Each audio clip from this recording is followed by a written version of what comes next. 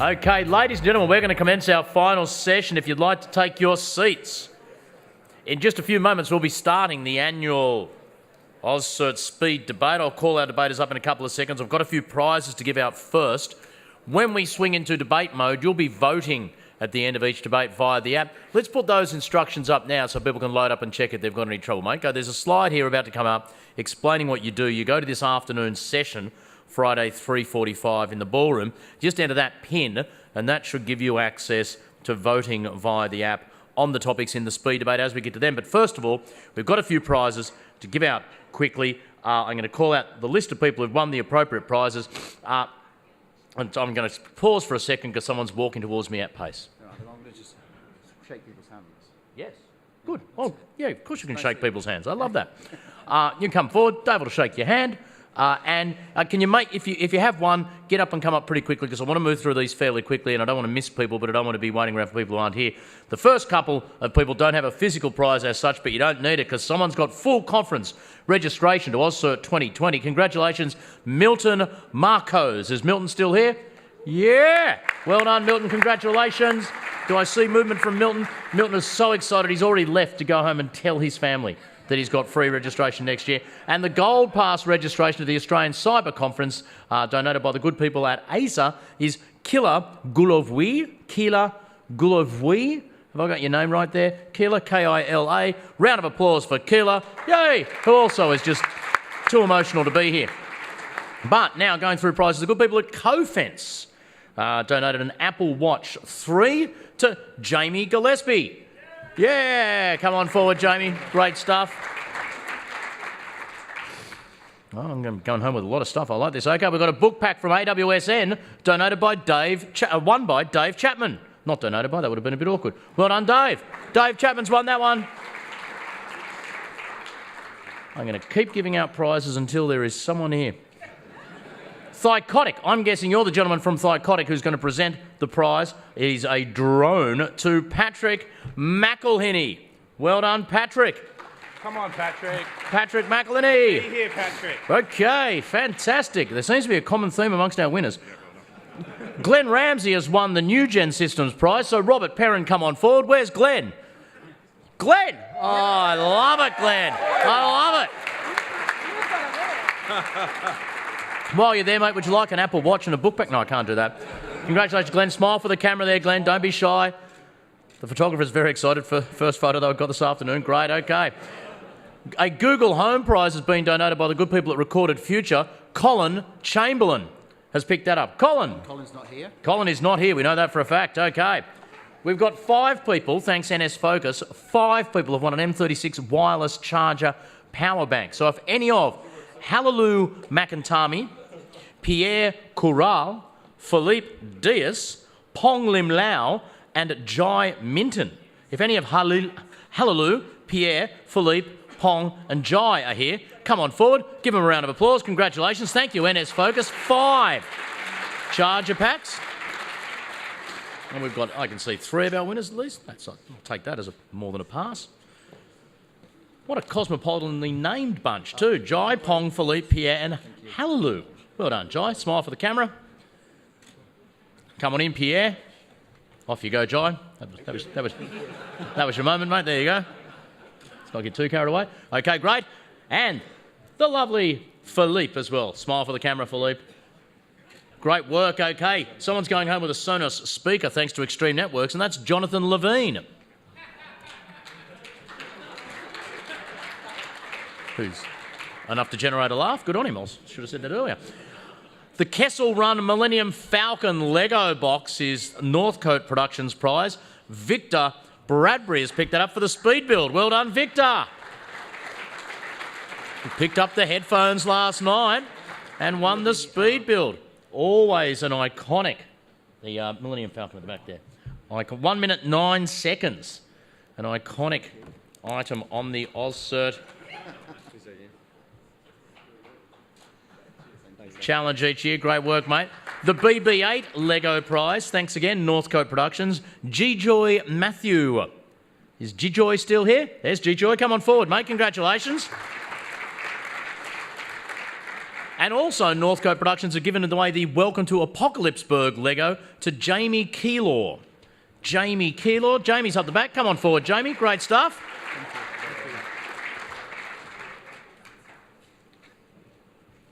Jeez, don't mind. Might have a bit of trouble with the overhead luggage, Jamie, but that's the way it goes. It looks distinctly like an empty box too at the moment. So, obviously cutting costs at Northcote Productions, but you don't drop your empty box, Jamie. Come on, there we go. Deceptively light. Okay. We've got a couple of prizes here from PS&C. This was for the hardware hack. There's a solo prize for a 1 minute 28 hack, Mitchell Harvey, and a team prize, a combined 32 seconds was all it took, Scott and Tim. Scott and Tim come on forward. That's an incredible hack in only 32 seconds. And Mitchell Harvey won the solo hack in 1 minute 28.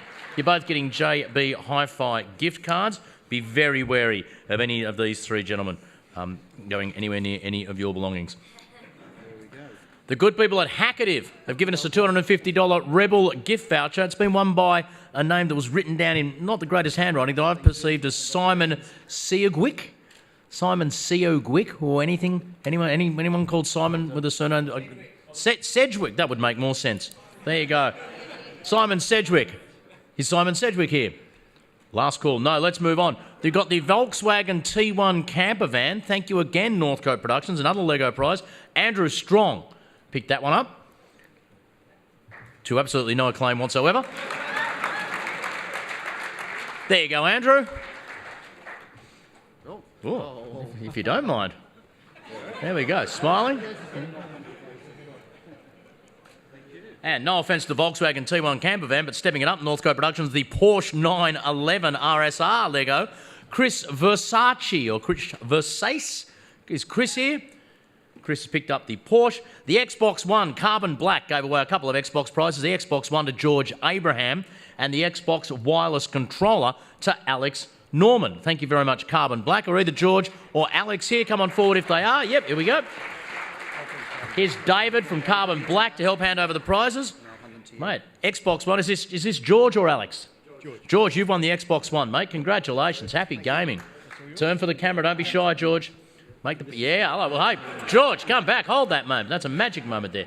And we've got Alex, who's won the wireless controller. Congratulations, Alex. Smiling for the camera there. Well done. Thank you so much, Carbon Black. Big round of applause to all our prize sponsors. Thank you so very much. What an amazing trove of prizes. And we have the Capture the Flag. Poe? We found Jamie. Good. Who's Jamie? He means nothing to me anymore. Jamie Gillespie, the Apple Watch. There, well, if you had an Apple Watch, you wouldn't be late, Jamie. There you go. Never be late again, my friend. Congratulations. Okay. And, of course, there was the Capture the Flag Pwn to Drone Challenge. I think Lucas is going to come forward and make someone very happy by announcing the winner in the Capture the Flag Pwn to Drone. My man Lucas coming from the back of the room just to build up the excitement. This was fantastic to capture the flag. Don't forget to enter your name with that pin that we had up there so you can vote in a couple of seconds in the speed debate. Come on up, mate. Tell us about Capture the Flag. Very popular little event over the last few days. Yep.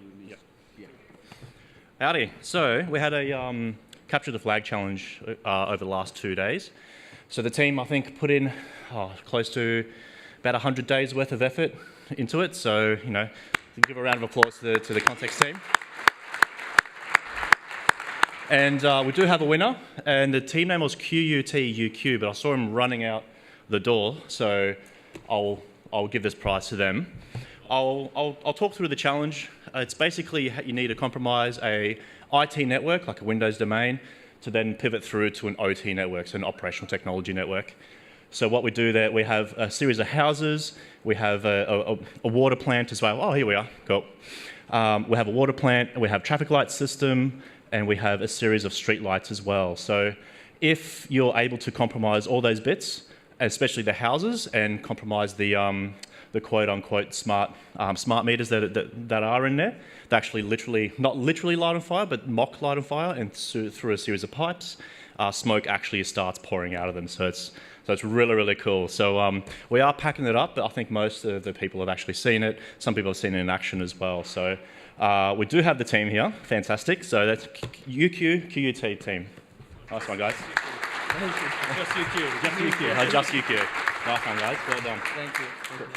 Thank you. Just UQ. Just UQ. They wanted to stress just UQ. No involvement of QUT whatsoever in that. Well done. Congratulations, guys. Great stuff.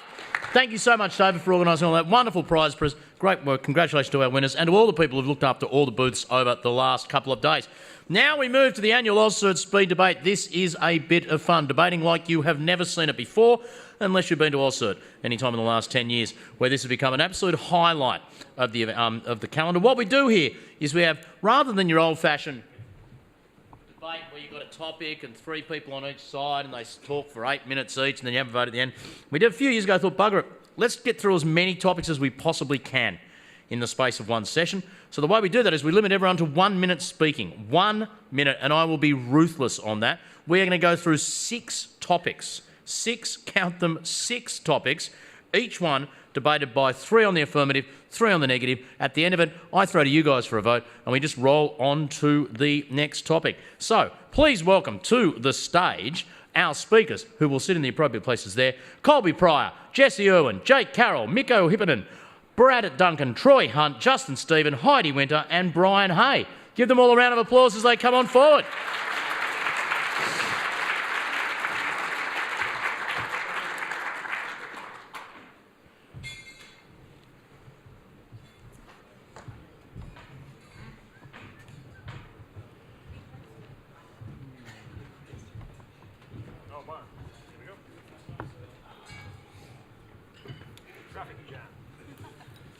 Okay then, so this is how we roll.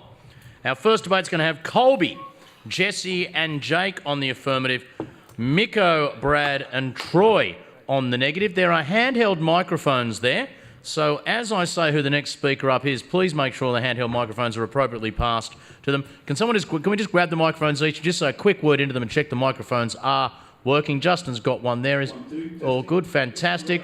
You've got one there, Brian. Is that microphone working? Yeah, no, yes. Fantastic. Correct answer. Good. Eventually, Mikko, yes? 3 ladies go to a bar. Okay, here we go. Our first topic for this evening: personalised ads are morally wrong. Personalised ads are morally wrong. Colby, Jesse and Jake versus Mikko, Brad and Troy. Colby, your 1 minute starts now. Personalized ads are morally wrong because machine learning is only really as good as your training set is.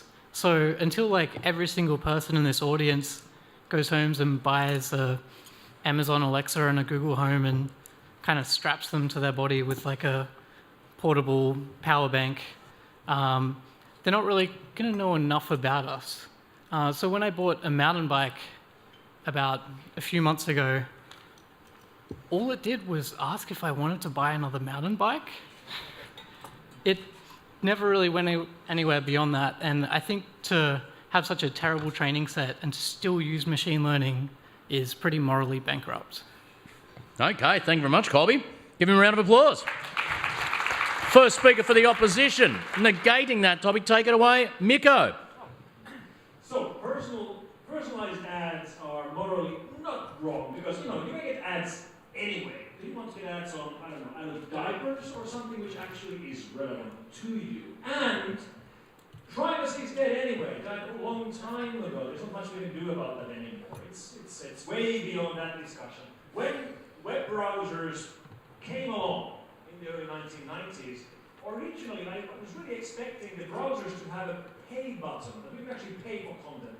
Well, it's now 2019, we still don't have that button. The only way we can pay for content that we consume, like YouTube videos or reading articles or news or checking the weather forecast, is by ads. And since it's nicer to get ads which are relevant, that's why personalized ads are not wrong. Okay, thank you very much, Mikko. Taking the position that personalised ads are morally wrong, over to you, Jesse Irwin. Okay, look, here's the thing. I've been personally victimized by these ads on the internet. The internet used to be a lot of fun. I could go shopping for stuff. I could buy Christmas presents. It was amazing. And now these ads are like, oh wait, hold up.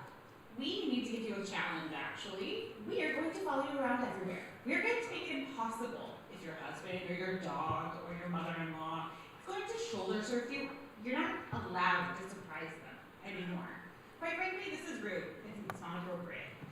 Surveillance capitalism is really hurting my feelings, and I'm super tired of thinking maybe the internet thinks I don't know how to organize my house, or maybe I have to go do some boot camp thing somewhere. Huh? What? Not nice. Super rude. Gotta stop. I like to go on the internet and not have my feelings hurt. So, you hurt my feelings, your morals are in the wrong place. There you go. Thank you very much, Jesse Irwin. Arguing against the topic that personalised ads are morally wrong. Take it away, Brad Duncan. First of all, I hired a speechwriter to help me prepare the statement. His name is Harry. I watch a lot of porn. A lot of porn. How else am I going to find out about the newest developments in my particular fetish without personalized advertisements? I sure as hell am not going to search the internet for some of the things I'm curious about. I enjoy booze. Very, very cheap booze. Without personalized ads, how can I find the cheapest alcohol? I like guns. How else can I find the quickest way to obtain a firearm in my local area without registration? When you argue against personalized ads, you are arguing against porn-addicted, hard-drinking gun enthusiasts like myself.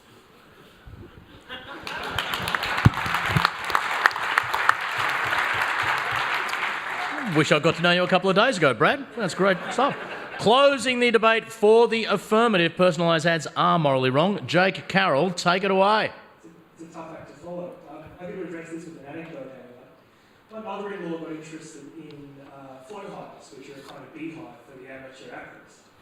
She was talking to my wife on Messenger about this, on Facebook Messenger, and the in-text mining kicked in, and the adverts flowed, and the adverts flowed and flowed. Soon, I was told that I should have a flow hive, and my wife should have a flow hive. I didn't want a flow hive, but obviously we now have a flow hive because my wife wanted a flow hive. We had a flow hive in the backyard. My neighbour has an extreme allergic anaphylactic reaction to bees. My neighbour is now in hospital. So I think the point I'm trying to make is, these things aren't just moral, they're dangerous. And I don't think it's appropriate to be advertised out in this way. Had I not had this happen, my neighbour would not be in hospital. That's a big no for me for personalised ads. Thank you very much, Jake. And to close the debate for the negative, take it away, Troy Hunt. I don't really understand the Colby argument. It's like, I like bikes. I keep seeing bikes. Like, what's the problem? And you're there on a website which you're trying to use for free, and it's like, here's some bikes. I don't see the problem. I don't see Jesse's problem either, because I'd be very happy to get more personalised ads because I have so much trouble shopping. I'd love to be wandering around the internet and actually figuring out what I should buy by the site itself. It would make my whole Christmas thing a lot easier. So the thing is, like, if we want to keep getting things for free and we need to have some targeted information, we're going to get ads one way or the other. I'd much rather see stuff that's relevant to me and it's going to make my life easier. I'd be happy to have more sensors in my home looking at more of my stuff if it would help me get better things, because I'm just useless at actually going out and buying stuff of my own free volition. So more tracking, more targeting, and I think we'll all be a lot happier. There you go. You've heard both sides. Over to you now. Take the app, and you've got a few seconds to cast your vote on this first topic. Personalised ads are morally wrong. Did you come down on the side of strap-on Alexas, multiple mountain bikes and amateur aperists, or adult diapers, fetish porn and guns? You've got a few seconds to lodge your vote there.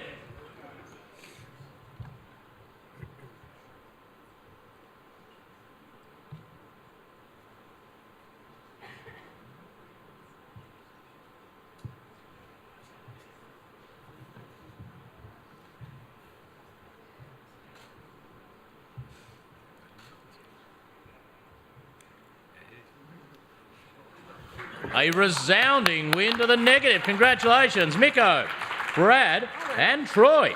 Okay, now I should have pointed out before that first debate, but I will clarify it now. I've encouraged all of our speakers today to be provocative. It's the last session of the conference. Really throw it out there. If you feel sort of 6 out of 10 on a topic, push it out to 12 or 13. Brad, I get the impression, didn't even need that instruction. I love your work in particular, Brad. But in all seriousness, this is we're provoking a bit of thought, having a bit of fun. Nothing that is said here on stage can be taken away as the actual held position of individuals or the organisations they happen to be from. As we move on to our second topic, apps need a code-worthy certificate. Much like cars require a roadworthy certificate. Should apps have a code-worthy certificate? Justin, Heidi and Jesse will be saying they do. Colby, Brad and Jake will be saying they don't. So, to commence, apps need a code-worthy certificate, much like cars require a roadworthy certificate. Take it away, Justin, Stephen. Yes, absolutely. Apps need code-worthy certificates, much like roads. Cars need roadworthy certificates. It's a matter of selflessness. It's not about you, it's about the other people.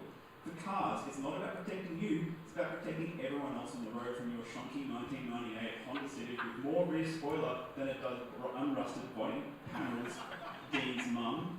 So in much the same way, we need code-worthy certificates to protect everyone else from the really terrible 555 website that the company's owner set up in 1998 in exchange for a portable DVD player. The Australian National Road Toll in 2018 was 1,141 fatalities. The National Data Breach Toll in 2018 was 2.2 billion records. That's 89 records for every man, woman and child in Australia. Am I saying that the breached data record is anywhere near as bad as a road fatality? Of course not. That 2.2 billion statistic, did I make it up? Absolutely I did. But whatever the number is, it's a bit that simply saying we take security seriously is not enough. We need more mandatory box-ticking activities to prove we take your security seriously. Okay, thank you very much, Justin. First speaker for the negative, speaking against code-worthy certificates. Take it away, Colby Pryor. Well, I kind of like Docker Hub. I don't want that to go away. But beyond that, big difference between New South Wales and Queensland roadworthy certificates for cars is in New South Wales, you have to get it every single year. And someone kind of just walks up, kicks your tyre, asks for $500, and you see him again next year. In Queensland, they just kind of sign it once, but instead you pay $3,000, and it's kind of good forever. So I don't know how that maps out to the practical real-world life, but if you gave a code-worthy certificate for some of the apps which were around 10 years ago, I'm not sure how long they would live on the internet today. Thank you very much, Colby. Now, we're going to hear from the first time this afternoon on the affirmative in favour of code-worthy certificates, Heidi Winter. Take it away, Heidi. So apps definitely need a code-worthy certificate, much like the cars need a roadworthy certificate, because it's definitely more things that we can issue and make money from in the long term for cybersecurity benefit, so we can afford more conferences like today. But let's take it seriously. At the end of the day, what we actually really need is to understand that the applications are safe, so that Brad can watch his adult porn, fetish sites and guns, and not have to worry about that particular information being leaked publicly on the internet. So we understand that those billions and billions of records that Justin referenced earlier that may or may not have actually been leaked are actually never going to be happening again. So apps definitely need a code-worthy certificate, but not like the cars, as Colby said, because it's different in every state. We need to understand this at a federal and a national and an international level, that code-worthy certificates are definitely necessary. Oh, bringing in on 59 seconds. Well done, Heidi. Okay. To negate the concept of the code-worthy certificate, it's the drunken, gun-toting porn fetishist himself. Brad, take it away, my friend.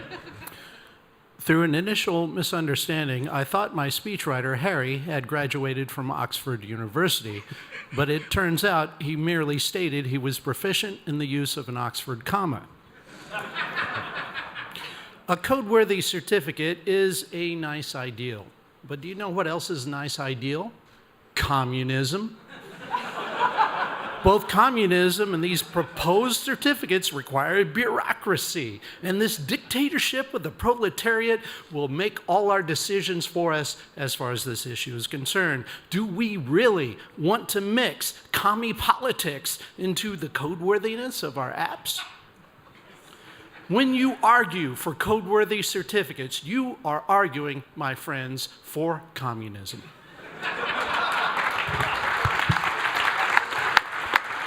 Okay. Well, here to finalise the argument for communism, or at least code-worthy certificates, Jesse Irwin. Take it away, Jesse. I don't know how I'm supposed to deal with that one. So I grew up in a place where we had lots of different kinds of inspection stickers you could get for your car, your truck, whatever. I really do think our applications need some form of certificate. We can't just have one. See, I want to know when I can use an app, and it's okay for industrial controls. I want to know when it's free range. I want to know when it's organic. I want to know when it's keto friendly. And I also really need to know whether my code is going to give me gluten or not. This is an issue. This is a very big problem. Additionally, I have some other questions about my apps. First of all, I don't think that it's a pain in the butt enough to get things through initial App Store review. We have to have at least 17 more things we have to do. And we have to have these arbitrary checkpoints. So again, we can have more compliance checkboxes, we can employ more people. But mostly, we need like 3 million more jobs in cybersecurity. So let's just do that, and we can have like everybody in our team. It'll be fine. Well done, Jesse. And yes, please, round of applause. Final speaker in this debate, bringing it home for the negative, Jake Carroll. Take it away. Right, so I've got a beef with this concept in general. For me, when my child unwrapped a piece of automated Lego with a little computer program for Christmas, and the application wouldn't install on his Mac because it wasn't a signed piece of software according to Apple, he was pretty sad. So I could say in a nutshell, it ruined Christmas. Okay? So it really ruined Christmas. More to the point, more interesting perhaps, my child now actually walks around, this is a 7-year-old, saying that everything is a stupid walled garden. Okay? So he actually uses the word walled garden and doesn't know what they mean. So that's actually happening. But it's also ruined our faith in computing at a societal level, I think. It's a slippery slope. This is how things are going. We're actually getting to a point where we're losing our personal liberties. I've had enough of it. Okay, thank you very much, Jake. Give him a round of applause. Please lodge your votes. Apps deserve a code-worthy certificate. You had Justin, Heidi and Jesse on the affirmative, Colby, Brad and Jake on the negative. While the votes are coming in, Jake, I will note that so you've currently got a neighbour in hospital and your child's traumatised. Common link seems to be you, my friend. That's all I'm saying at this stage. You certainly do have an effect on people. Okay, let's see how those votes, put them in. First debate was a pretty comfortable win to the negative. Second debate.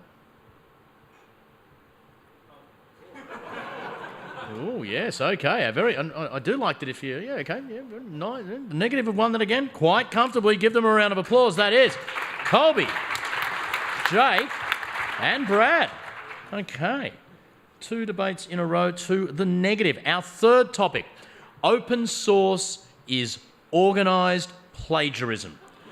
You won't hear a funnier thing from me all day. Open source is organised plagiarism. Colby, Justin and Brad will be taking the affirmative. Brian, Jesse, Miko will take the negative. Open source is organised plagiarism. Colby, lead us off, my friend. Yeah, open source is totally open, just organized plagiarism. Like, every single time you type out curl, paste in a URL endpoint, and throw in a -k because you're fast and loose, and you just pipe it to bash. That's stealing. And every time you do a git clone, you're just stealing off someone else. The only way it's not stealing is if money is exchanged. That's why we all need to put all of our API endpoints and our GitHubs all behind some kind of Bitcoin rate limited access where we're paying for what we're getting, because that way it's a purchase, it's not stealing. Thank you very much, Colby. Yeah, give him a round of applause. Going to hear from the first time this afternoon against the argument open source is organised plagiarism. Welcome, Brian, all yours. What a crock of shit. Okay. Whoa. Open source is a gift. It's a manner. It's a part of what we thrive on in the internet. And it's the world in which we live, this myriad of ions and neutrons bouncing around because we interplay with it every day. You imagine if we had a gatekeeper to go through everything. And you think that there's no money being exchanged? My God, have you look at the Bitcoin, the organised crime, the cybercrime that's occurring every day? It's the underground economy of what exists is, blessed by the virtue of such freedom that we express and jealously guard. I mean, when you look at the thing, open source is organised plagiarism. Plagiarism, a type of IP theft. We have students around the world that thrive on plagiarism. They need plagiarism to get through their studies. Actually, there are industries they support in places like China and in India that economy is supported by the whole idea of writing assignments for other people. But you know what? Open source, it's unleashing free radicals. We need it. Okay, thank you very much. Brian, hit the ground running, my friend. Justin Stevens is going to take up the argument in favour of open source is organised plagiarism. Over to you, Justin. Yeah, so open source is organised plagiarism, and that's actually a beautiful, beautiful thing. Why reinvent the wheel when you can steal it from the fat cat 1% red seed and seize the means of production, comrade? But don't take my word for it. Check this out. Copying all or parts of a program is as natural to a programmer as breathing and as productive. It ought to be free. That was, of course, Richard M. Stallman, 1985, in the GNU Manifesto, or as I call it, the GNU Plus Manifesto. This is a man who gave us not only the open source movement, but he had the foresight, copying all the parts of a program is as natural to a programmer as breathing. He knew about Stack Overflow 23 years before he got it. So much like with the wheel, why reinvent the vulnerabilities when you can just glue everyone else's together and ship 14 months of code modules straight to production? Open source is organised plagiarism, and that's a beautiful thing. There you go, Justin. It's the thing I love about this debate each year. I don't have 1 hour of the year as much as this where I hear an audience laughing so hard at jokes and I have no fucking idea what anyone's talking about. I love it. You clearly nailed that, but I don't understand anything you just said. Jesse, your chance to oppose this topic, please. Open source is organised plagiarism. Take it away, Jesse Owen. So I happen to think that open source is our computing version of art. Some of the smartest people that we have in our time, our contemporaries, build stuff for no other reason that's open source than they think it should exist. One of the most incredible things we have because of open source technology that we can trust is Signal. And I don't know about you guys, but I really like my end-to-end encryption, and I like not having to pay for it, and I like knowing that when people need a strong, trustworthy form of communication and they're in danger, that exists. Plus, on the flip side, come on, Signal's open source software, and it helps us with our safe sexting. Hello? Thank you very much, Jesse. Okay. Final speaker for the affirmative open source is organised plagiarism. Take it away, Brad. My speechwriter, Harry, must be associated with an important government or military organization. He has the term 420 peppered throughout his resume, a resume riddled with Oxford commas. Harry also agrees that open source is organized plagiarism. The reason is because all the good ideas in software development up to this point have already been done. Operating systems, applications, we've already discussed part of this already, but for any new ideas that will eventually become open source, let the commercial vendors market an application or a novel concept and see if it works, and then open source can swoop in and provide an alternative version. When you argue against open source as plagiarism, you, my friends, are arguing against quality. There you go. Thank you very much, Brad. I thought you were going to say they're supporting communism, but anyway. Wrapping it up for us, Miko. You're going to close this out for the negative, please. Open source is organised plagiarism. Miko, to disagree. Open source is not organised plagiarism. Listen, jerks. Information wants to be free. Right? Information wants to be free. Open source runs the world.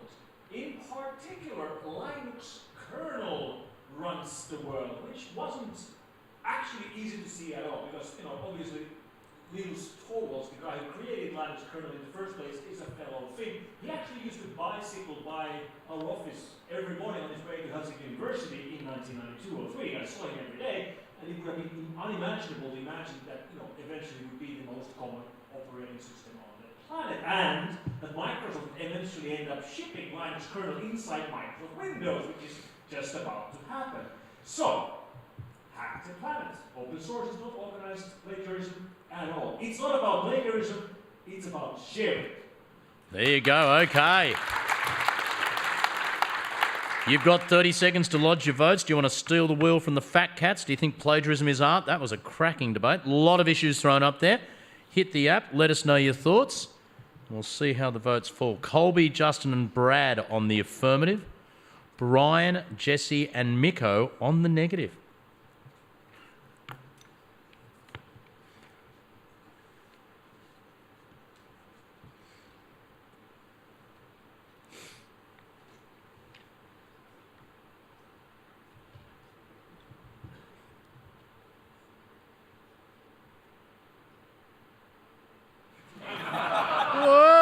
Okay, the negative have crushed that. Congratulations, Brian, Jesse and Miko.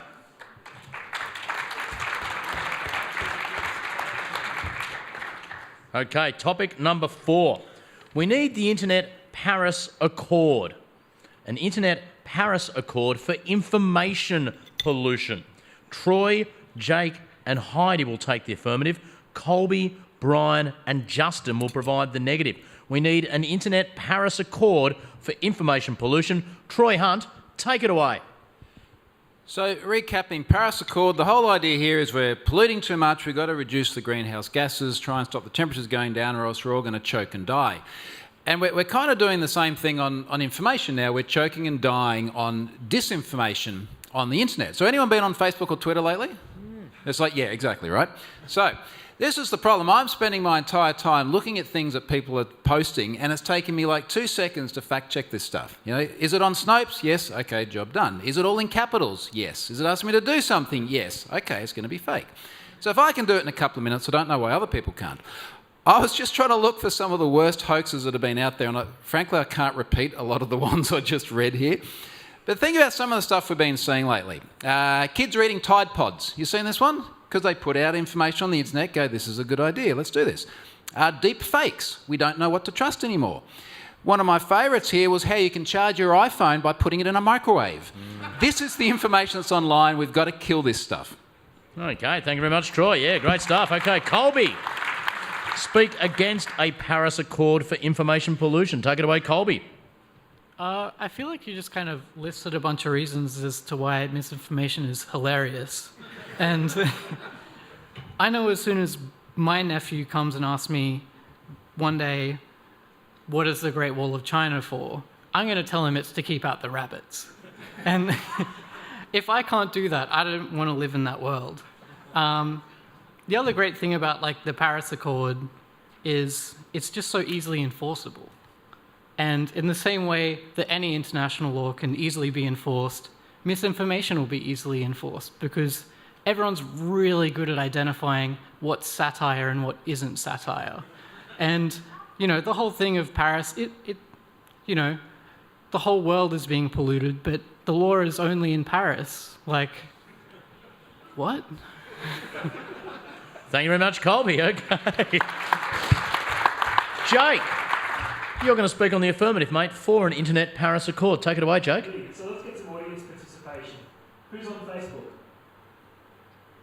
Alright, who uses Twitter and any of that garbage? Yeah, cool. Alright. So, who knows what psycholytics is? Okay, one person in the room knows what psycholytics is. I'll make it simple for you. Cambridge Analytica was using psycholytics when it was profiling and doing interesting things to the profiles of the world to make an election do what it may have done or may not have done, as the case may be. This stuff's dangerous, and it's actually warping people. It's changing people's perspectives and views before they even realise it. I think we need to think really carefully about what this information pollution is doing, and it's manipulating you as you sit here. Thank you very much, Jake. Powerful stuff. Okay. Now, Brian certainly shot out of the blocks with his last offering. I can't wait to see what he's got on this one. You're going to speak on the opposition, Brian, to the Internet Paris Accord for Information Pollution. Take it away, Brian Hay. What a crock of shit. Just have a look at the Paris Accord. It was designed, I think, in about 2016. We're now in 2019 and it's just been agreed to by the countries. So you know what that tells us? Our world leaders didn't necessarily agree with it. And you know what? Donald Trump he's already announced he's going to withdraw. I mean, some may argue if it's good enough for Donald, it's not good enough for us. You know what I'm saying? And what about pollution? If we didn't have pollution, we would not have the Greenies movement.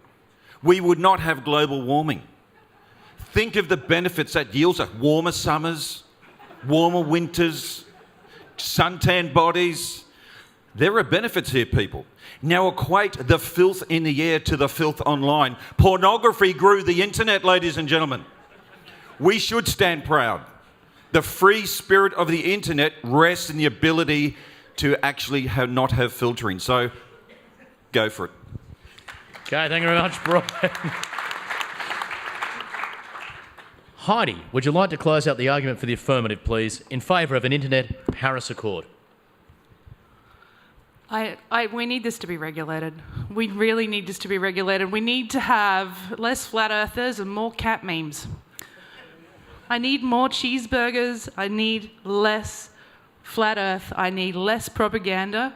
And I need less tweets from Donald Trump.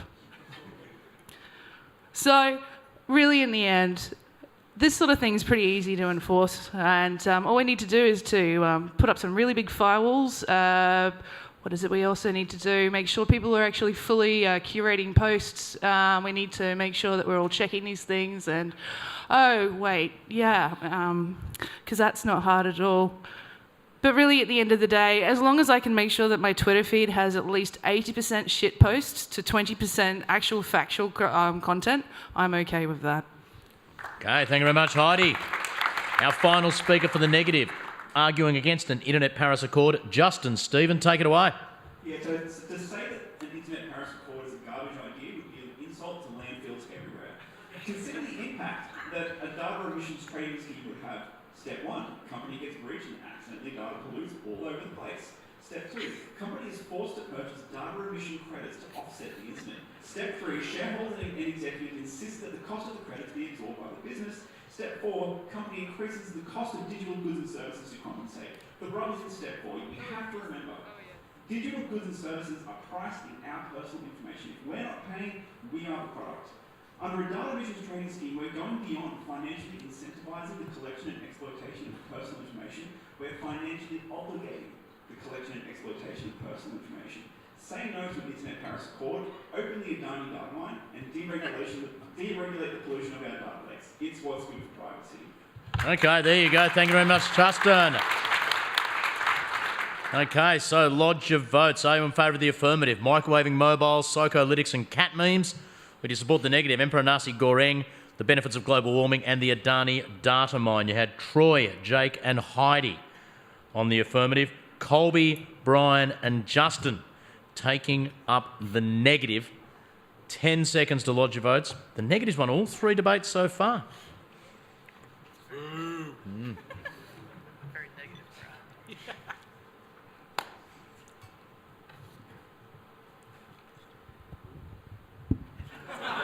Excellent. Now, starting to worry if there's a fault in the system, not in terms of the merits of the debates, but if the negative win all 6, that will be interesting. Congratulations to the negative again. Give them a round of applause. Colby, Justin and Brian. Now, this is going to be interesting, this next topic. Vullen researchers can do no wrong. They need diplomatic immunity. Vullen researchers can do no wrong. They need diplomatic immunity. Exciting for a couple of reasons. On the negative, we'll eventually hear from Brad, Jesse and Troy. But on the affirmative, second speaker is going to be Mikko. Third speaker is going to be Heidi. Given the way that Brian has started both of his speeches so far by referring to everything that's happened previously in the debate as, he's going to be the very first speaker in the debate. So it's going to be very interesting to see how he leads off. Possibly, anyway, I'll leave it up to you. Take it away. Vullen researchers can do no wrong. They need diplomatic immunity. Take it away, Brian. This is not a crock of shit. We need vulnerability researchers, aka hackers. We need the lot, right? They're vulnerable too, you know. Don't mock them. They should be enshrined as national treasures. Putin had the right idea. He announced that one of the national treasures and the great treasures of Russia, that got their greatest assets, was their covert hacking force, right? We should actually consider them a protected species. We need the freedom of liberalism to be order to make a difference, to give us the cutting edge in the world that we love today. Everything, of course, should be subjected to rigorous testing and review. You start testing by virtue of guidelines, would we actually have the solutions to the common cold? No, we don't have that yet. But other things like, you know, the advances in medical science today, if we followed strict protocols without testing and testing the vulnerability, researchers that they do give us the advantage that puts us on the edge on the roadmap of things good, that are good, yeah? I think I just made shit up then.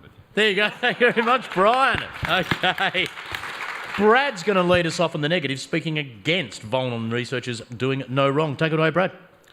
My speechwriter, Harry, has a wide variety of life experiences that have hopefully informed my statements tonight. For example, he lists, in part of his experiences, medicinal testing, which is always, for some reason, included in quotation marks. In 1984, a Libyan embassy worker in London opened fire at a mob of anti-Gaddafi protesters outside of his embassy.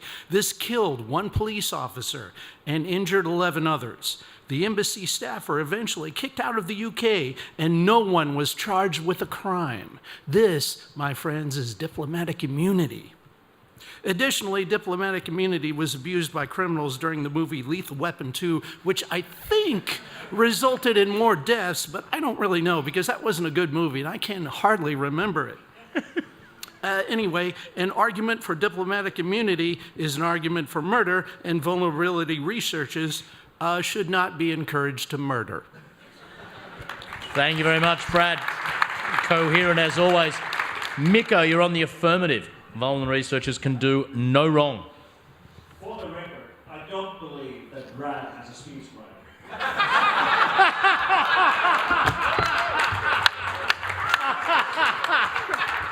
So, vulnerable researchers can do no wrong. The crook should be pardoned and let walk free. He's not even a jail, in a jail yet. I mean, guys who work in vulnerable research, find 0 days and trade them in the dark market are doing us a favor. You can't fix what you can't find. Vulnerable researchers will find the bugs that no other ones can. So, vulnerable researchers can't live their lives and they can't work in fear. We need more researchers. We need more bug bounties. We need more 0-day trading. We need exploit exporting to be tax-free. So, pardon the crook, let him walk free, and he's not even in the jail yet. There you go. Thank you very much, Miko. Jesse Irwin, you're going to take up the negative, saying that vulnerable researchers do not deserve diplomatic immunity. Take it away. They most definitely do not. Vulnerability researchers, they're some of the worst social engineers that I personally know. Lots of times, someone will try to report something to my bug bounty program, and then turn around and tell other organizations that they are my client. I am so sorry, but running one Qualys scan and then saying, Hall of Fame, bug bounty, pay me max $20,000? No, I won't buy work like that. That's shit you threw at my wall to see if it would stick, and it isn't appropriate. There are other things that bug bounty hunters like to do, but vulnerability researchers who aren't on the bug bounty front, they're a pain in the butt too. One of my favorite things I ever had to do in my career was to start looking at exploit markets and to see how some of these guys behaved. My favorite, which made me miss the Real Housewives of God knows what was going on in cryptocurrency that week, was the time that this vulnerability researcher, who is not a unicorn, he was not cute, he was not, a unicorn, a raptor, an otter, he was selling an exploit to 5 different organizations, and then, under exclusivity, said, hey, wait, I have to turn this in to the company that made the bug before I get caught. Sorry, rude, that's trash vision behavior and not cool. Bye. Thank you very much, Jesse. Heidi, wrapping it up on the affirmative. Volun researchers can do no wrong. They need diplomatic immunity. Take it away, Heidi. Look, if they don't get diplomatic immunity, how are they going to actually go to DEF CON, get drunk and brag about everything and not get arrested? But really, this is your job. Imagine going into work one day and you've just gone and the day before reported some of the stuff that ended up in one of your spam traps or whatever. And people come in after knocking on the door, sit you down and go, you know what you've done. You know why you're here today. It's because you've been doing your job. And we don't have diplomatic immunity for you because you've been doing your job. Look, we need people to do these particular pieces of work.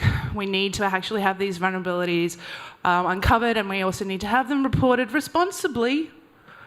The responsible ones are the good ones, of course. But at the end of the day, we really, really need to make sure that we actually treat our vulnerability researchers with the respect that they deserve, because they can't do any wrong. Thank you very much, Heidi. Final speaker for the debate on the negative. Take it away, Troy. Stop finding bloody bugs in everything. Look at all the problems we're having at the moment. Think about even the eternal blue stuff. When was that, like 2 years ago? This thing is still dishing up the goods. If no one found that, it would be fine. We wouldn't have the problem in the first place. I really don't want to see all the sorts of vulnerabilities people are finding. I don't want to see like compromised teddy bears in cars and watches and things like this. I mean, who really wants to live in that world? If they just let the software developers do their job, stop mucking around with their code, leave it as it is, we'd be a lot better off. Stop finding vulnerabilities and sucking data out of systems as well, because the last thing you want to do is have more data making have I been pwned even bigger and bigger, and frankly, I would like a break from all that as well. So if you could all just stop doing that shit for a while, I think everyone will be a lot happier. Thank you. There you go. Well, there you have it. Compromised teddy bears, butt pain, bug bounty hunters and Lethal Weapon 2 versus hackers as national treasures and protected species. Log your votes. Volun researchers can do no wrong. They need diplomatic immunity.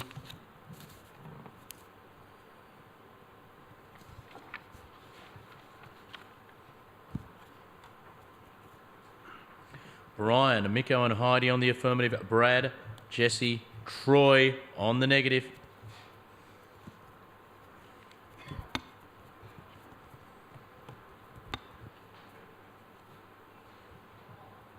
It's closer. Way! There you go. A win for the affirmative. Miko, Heidi, Brian, congratulations. This brings us to our final topic of the day. The topic is cybersecurity is not very important. Cybersecurity is not very important. Justin, Brian and Miko will present the affirmative. Troy, Jake and Heidi will be arguing against this. Our final topic for the day, cybersecurity, not very important. Take it away, Justin. Yeah, it's really not. I mean, we right now are across the road from some of the world's best beaches, and we've been in here 2 days talking about it. How stupid are we? And how do we use the sun? If we were on track to meet quota for the Paris Agreement, which we're not, we'd be looking at a catastrophic warming of the quota by 2 degrees Celsius, leading to cyclones, wildfires, and ruinous rising in the oceans. Again, it's across the road. North Korea is testing missiles again. Nazis are a thing again. Donald Trump is president of the US still. And if you don't donate $3 to Wikipedia, they will ask you again next year. In the grand scheme of things, cybersecurity just isn't very important. We're not fighting a losing battle, we're fighting a lost battle. To be honest, I think we're just here to prop up the identity protection industry. Okay. A nice sinister ending from Justin. Troy, you're going to lead off the opposition to the topic that cybersecurity is not very important. Well, it is. That's why you're all here. This seems like the easy side of the argument to be on. And a bunch of you got here because you went online to book tickets and you kind of hoped that you could book tickets without your cards being stolen. And then you got on the plane and you came here and it's like, oh, it'd be really nice not to crash on the way here. And then you got in the car that had cyber things and it'd be nice if the brakes worked and no one else was owning my car or anything like that. And then you're here and you check into your room with the electronic card and you're kind of hoping that other people don't get into your room as well. And you come downstairs with your phones and you take your photos and you hope that other people aren't in that. And then you're going to vote on our side, of course, just after this, and you're hoping that all that works and someone hasn't gotten into there and owned that system. And even the lights and the microphones and the screens and things here are all dependent on this stuff actually working. It is important. That's why you just spent 2 days of your lives away from your family here listening to it. Thank you very much. There you go, Troy. Brian, to affirm the topic that cybersecurity is not very important. What are your thoughts, Brian? Cybersecurity is a crock of shit. The biggest fraud perpetrated on the human world. Let me take you back in a little bit in history, ladies and gentlemen. Panel members, Y2K. How many billions were spent on the millennium bug that didn't exist? It set the seed. Cybersecurity is a conspiracy by the vendors to extract money, instill paranoia, and leech the lifeblood out of the human race and the economy of this planet. Let me give you an example. Man did not land on the moon. It's a myth. Myth, I tell you. Elvis isn't dead. Did you not watch Men in Black? Aliens did land in Area 51 at Roswell. It's proof. Fake news does not exist. Cyber criminals are misunderstood. They're just free-spirited youth. And Brad is Harry and he's not disturbed.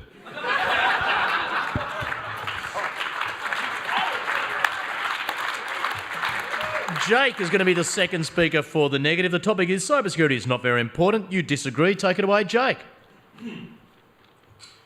So if it's not so important, it doesn't matter at all, are you all going to be finding your way to an unemployment line shortly? So how are you going to fess up with that? But seriously, all those Tinder pictures, everything you're doing, I know you're all doing it. Are you actually comfortable? Are you comfortable we're going to throw that all up in the air and it's going to be fine? I don't think so. I'm certainly worried about my phone. In fact, I turned my Wi-Fi off and I turned my Bluetooth off when I walked in the room to stop you from doing anything to my phone. So the point though, really, if we're letting go of all of this and we're going to say that it's all fine, are you okay with anarchy? Is anarchy fine with you? Is it really fine? Okay, I've got nothing. Is it okay? Come on. I've got nothing. We're in a blockchain. Hello. Honestly, I think we're all doomed if we let go of this now. Thank you very much, Jake. Great stuff. Give him a round of applause. Final speaker for the affirmative. His final speech today, Miko. Cybersecurity is not very important. Take it away. Listen, jerks. Cybersecurity is not very important because there is no cybersecurity. Because there is no cyber. Now, some of you might remember when the word cyber was a shorthand for cyber sex.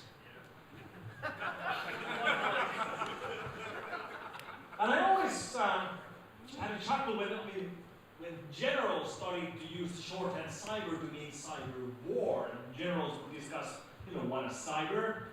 And I was always thinking about cyber sex, and it was really, well, let's get into that. Cybersecurity is not very important.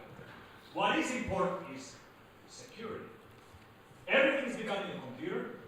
Internet will disappear. We will not be using the term cyber in the future. Cybersecurity will disappear as well. What will remain is security, and security will be important. Okay, thank you very much, Miko. And to wrap it up, final speaker, final topic, final debate. Take it away. Heidi Winder, what are your thoughts? Okay, so cybersecurity is obviously very important, but it's such a new area that we can't even decide how it's spelt. So I want some audience participation here. Is cybersecurity one word or 2 words? Raise your hand if it's 1 word. All right. And raise your hand if it's 2 words. All right, cool. So I've got a bit of a problem. Help. Anyhow, so it's that in its early ages at the moment that we're not even sure as to how it's actually spelled correctly. And we've got a lot of options moving forward as to how we want to actually shape this particular industry, whether or not you actually want to go back to the traditional cyber. Can we not? That was really bad. or whether or not we want to actually move forward and make this industry the best place that it can actually be, because we're all here today for a reason, and it's because we actually believe in cybersecurity. There you go, Heidi. Thank you very much. A call to arms to finish it off. Okay, your call, ladies and gentlemen. What do you think? Do you come down on the side of the biggest fraud perpetrated in humanity and Miko's cyber sex life? Or are you fine with anarchy? And will you side with the grammar police? You've got 20 seconds to lodge your votes on this final topic, and it will determine our most successful individual debaters of the day. We've got to give away those prizes, and also we'll be giving away a couple of prizes for the high scores registered in the various retro games that were played over the last few days. But lock those votes in now.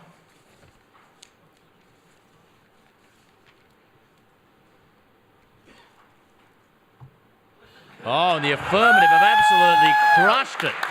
Justin, Brian, and Miko. Okay, so totaling up that's one there. Boom, boom, boom, that's four. Boom, boom, boom, that's one. I just wanted to say... These gaps have been suspiciously large. Is someone running curl in the loop? Is someone playing silly buggers with the votes? Speak now, and I'll think you're a legend and buy you a drink. There we go, yeah, one person. Okay, so we come to the end of our debates today. The way we did this, we had 6 topics, 6 people on each. So that's 36 speeches in total, divided by the 9 speakers. They've all done 4 debates each. This year, we had no one finish on 0, which is great. You're all winners, though strictly some of you won a bit more than the rest of you. We had 1 win each to Heidi, Troy, Jake, and Jesse. Give them a round of applause. Well done. All got a win. 2 wins each to Justin, Brad, and Colby. Congratulations. But our joint winners with 4 wins each, Miko and Brian. Congratulations. I'll get a brief statement from each of you. I'll start with you, Miko. What would you like to say on the fact that you won 4 out of 4 there? I'd like to thank my mom. And that's it. Thank you very much. Okay. Brian, your thoughts on winning 4 out of 4 in the speed debate? What a crock of shit. There you go. I was hoping someone would say that. Give them all a round of applause. Wonderful stuff.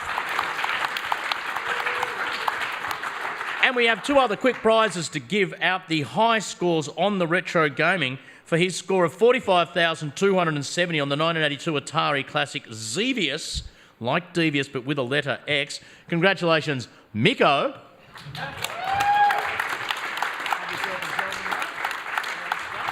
And it wouldn't be a prize-giving ceremony at AusCERT 2019 without Victor Bradbury winning something. It's half an hour since he's won anything, the poor bastard. He won the headphones last night, just won the Lego Speed Build.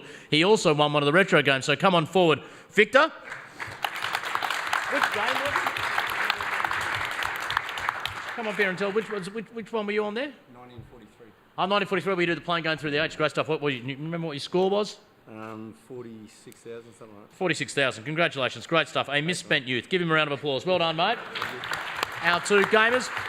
And so now my pleasure to call David to the stage to wrap this all up. Just quickly, David, should I let the speakers go back to... You're going on for like 10 seconds? Couple of minutes tops? You can stay there. Come on up, David. Say a few words. Don't forget to mention how wonderful I was over the last couple of days. Just drop that in there. Yeah. No trouble at all. Hop on in there. Thank you very much. Thank you, Adam. Okay, well, AusCERT 2019, been a great conference. It's dangerous going alone. I'm not quite so sure now. I'm not sure which side to be on. I might just go alone, I think. But anyway, thanks very much. No, but seriously, the panel, it was really entertaining. Thank you very much. I hope you don't feel like you are alone after this conference. I hope that you've built some new networks and enhanced networks over the last 2 days. It's been great. All it leaves for me to do is to thank our sponsors. These events wouldn't happen without, especially our gold, silver, bronze, and innovation sponsors.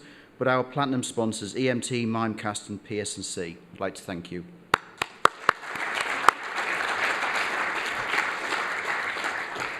I'd like to thank all of our speakers because, again, this event really is because of our speakers. So thank you.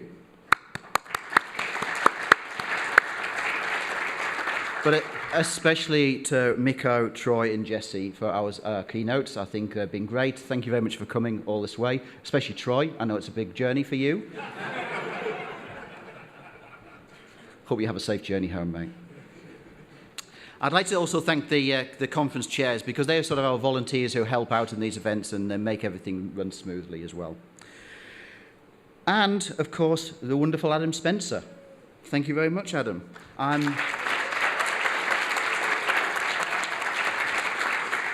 I was going to actually have a quick straw poll to see whether we preferred the real Adam or the virtual Adam from last year, but, I think, having you here has been great. Thank you. So, a special thanks to my team at AusCERT, the operations team who move everything down, all the operations down to the Gold Coast, and they continue the great service, which takes a lot of doing. And also to the business team who brought this event together, and especially to Beck Cheb. So please join me in thanking them.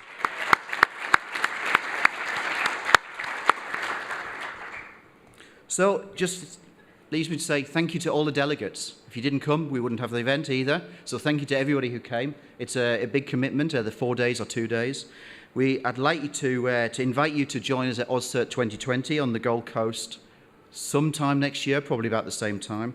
And finally, just want to say, have a safe journey home. Thank you very much.